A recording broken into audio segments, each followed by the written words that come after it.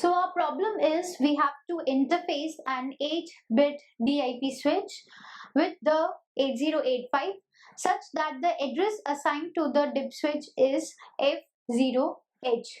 So let's try to solve this problem.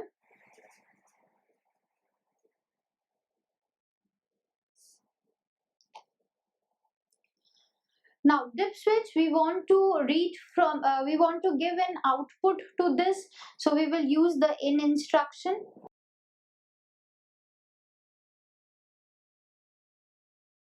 And if you can see in the question, it is given that the address assigned to the DIP switch, it is F0.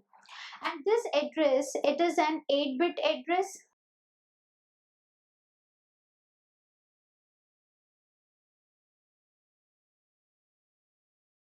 Okay. So 8-bit address is given to the input output device. So it means that we are using the peripheral mapped input output interfacing.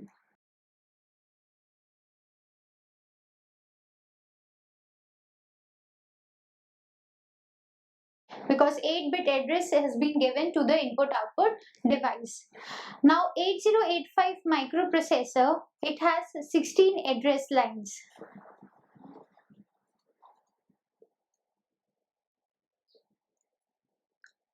From A0 to A15.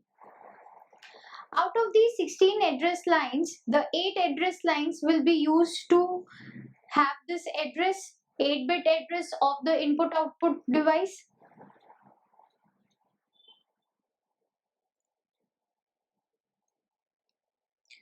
Okay, so this 8 address lines, they are, if we divide it, we have A0 to A7 and then we have A8 to A15. So A0 to A7 will have this F0H and a copy of it is placed on the A8 to A15. Okay.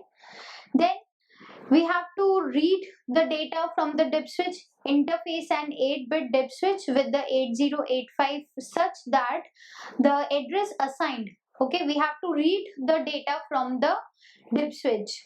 So we will use the, because it is an input output device and read operation is involved. So input output and M bar signal will be used. This will, the value of this signal will be 1 because it is an input output operation, and read signal, it should be low.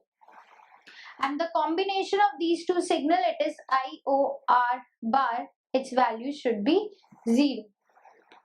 So read operation is there and the data in the data bus, it is read and stored in the accumulator, because the data which is read from the DIP switch, it will be kept on, it was on the data bus, and from data bus it will be placed and stored in the accumulator.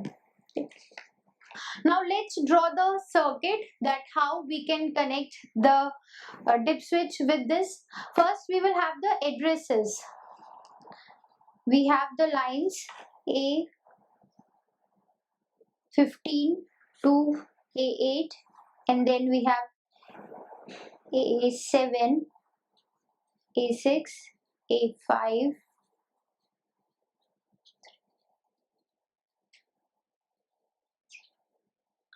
the lines A0 to A7 are used for the data, for that address F0H. So F is what? 1, 1, 1, 1 and 0, 0, 0, 0, 0. So this makes the address F0 for the DIP switch. Okay. Now let's connect it.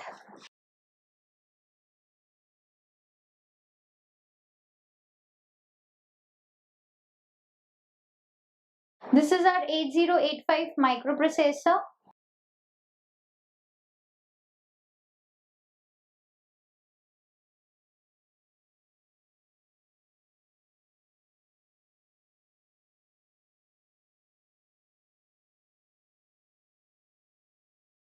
This is our buffer 74LS244. So this buffer has two enable line, 1G bar and 2G bar.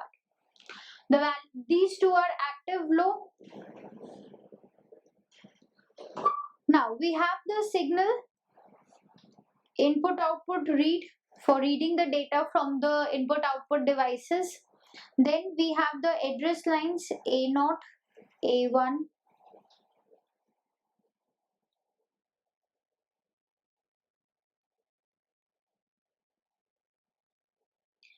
Then we have the data lines D0 to D6, and then we have D7.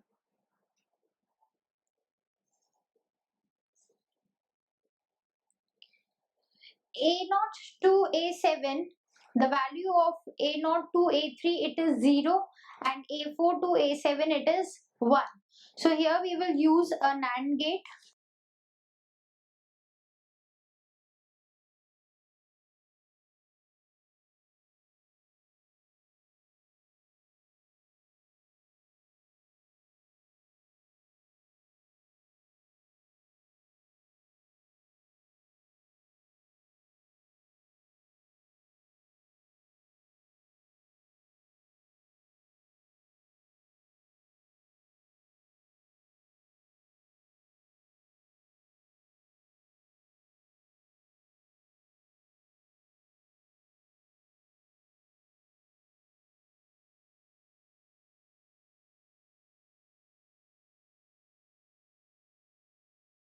So A7 to A4 to A7 they are having the value 1. So we will have here 1, 1, 1, 1. A0 to A3 they are having the value 0, 0, 0, 0. So when we are connecting here the inverter, so its output will be 1, 1, 1, 1. This is a NAND gate, so its output will be 0 here. Then we have connected the other input of this OR gate as the input output read signal. So this will be 0. So 0 and 0 we have here the OR gate. So its output will be 0, and this 0 is given to the 1G bar and 2G bar enable lines. So when the value is 0, then this will be activated, and the data which is available on this 8-bit dip switch it will be read by the 8085 microprocessor, and that data will be available on the data bus D0 to D7. Okay. So when this is how we can interface the 8-bit dip switch with the 8085 microprocessor. Out of the 16 address lines, only 8 address lines are used because we are having here the peripheral mapped input-output interfacing. So the input-output device, it will be considered as an individual unit. 8-bit are there, so 8 address lines are used. A0 to A7. The address of this 8-bit dip switch, it is given that it is F0H. So through this address, we have got the value of the address lines. Then we have decided the circuit here, that we have used a NAND gate and an OR gate. Okay. This OR gate is providing the chip select signal for this buffer 74LS244, and when this buffer will be enabled, then the data which is available on the dip switch, that is the condition of the 8 bits of the dip switch, will be read by the microprocessor, and that data will be available on the data bus. The work of the buffer is to whatever is the input, it will give us the same output when it is enabled. Okay. So we have solved this problem. We were to interface the dip switch, 8-bit dip switch with the 8085 microprocessor, and the address was of the dip switch is given to us. So I hope that this problem is clear to you, and you can solve the problems which are based on interfacing the input output devices with the 8085 microprocessor. Thank you.